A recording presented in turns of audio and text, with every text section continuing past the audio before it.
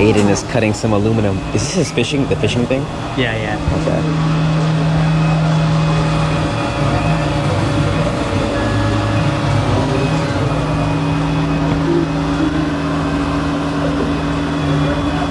Got his G&M code. It's cutting a thing for a fishing rod, I'm pretty sure. You can see all the aluminum there, and it actually recycles it in this bin.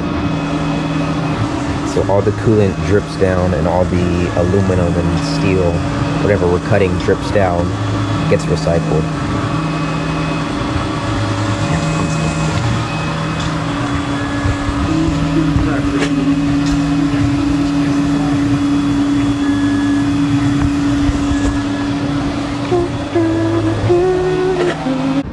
Willow making a Beyblade.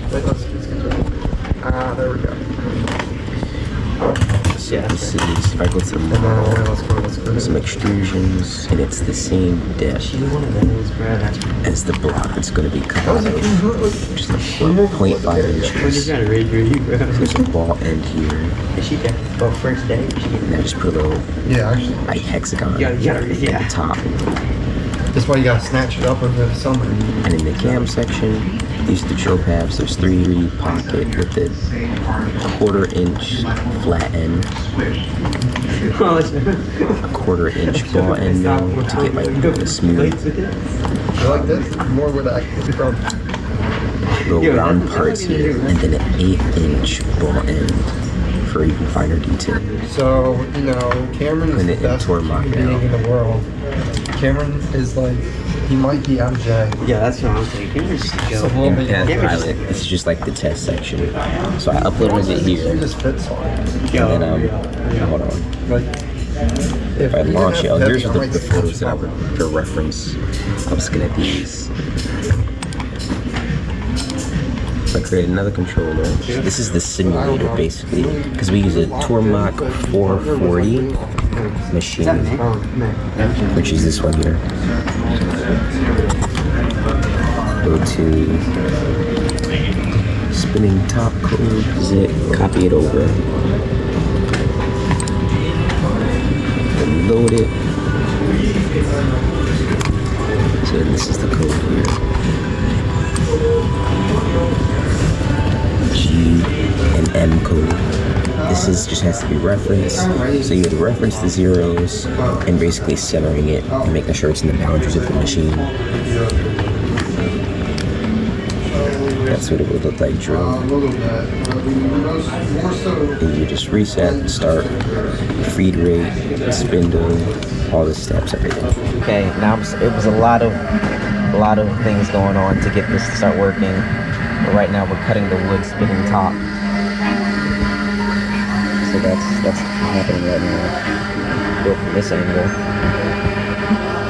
Starting off with the 1/4 inch flat end mill, which is basically just cutting, it's making the pocket, 3D pockets, basically cutting everything as a rough outline. Then I'm gonna switch to the 1/4 inch ball end mill to make it smoother and get those contours in. And then the 1/8 inch ball end mill again to get the even finer details and more curves into it. Something I'm realizing though is that it doesn't span across the whole block. It just has a little square, but that's all right. I'm fine with that.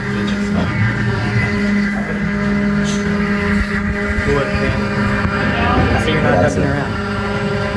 I'm not. Oh wow. You gave me a duck. Look at that duck. Supposedly 8 minutes supposed to be. We'll see what happens.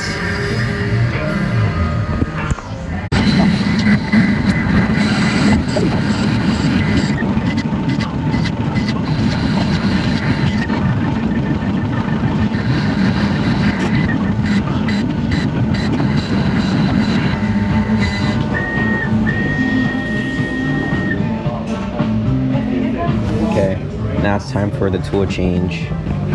So I'm gonna set that up real quick.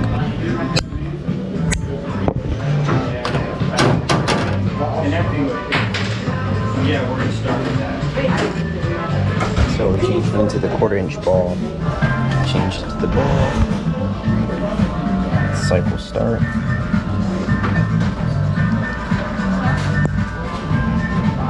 Quarter-inch ball and mill. Let's start it. Now this is getting the details in. You can kind of see the little levels that it has there.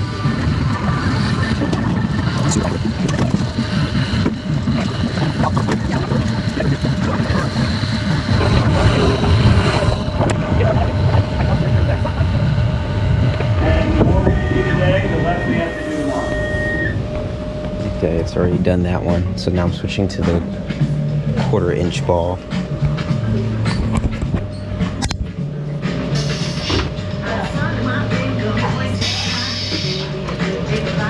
So you press that button, and the hydraulics come out. So start with the next one. Press cycle start. Yeah, 1/8 inch and mill. That doesn't say ball, does it?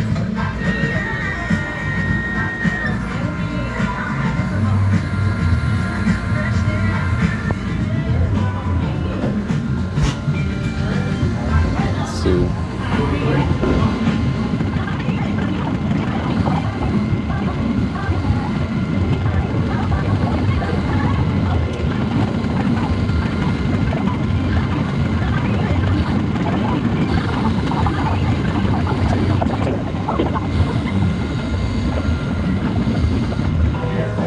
See, it's almost done.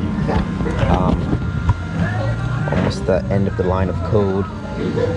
It's doing its final wraps here.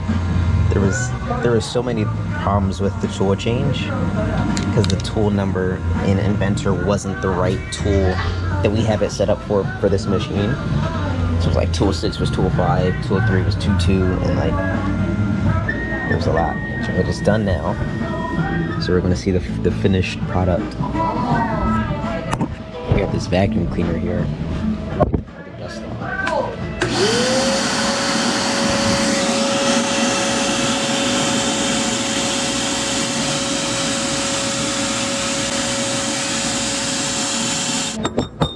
It's not exactly what in the world it is. Not where it's supposed to be. There's like parts that weren't cut that were supposed to be. I'm gonna clean this up though.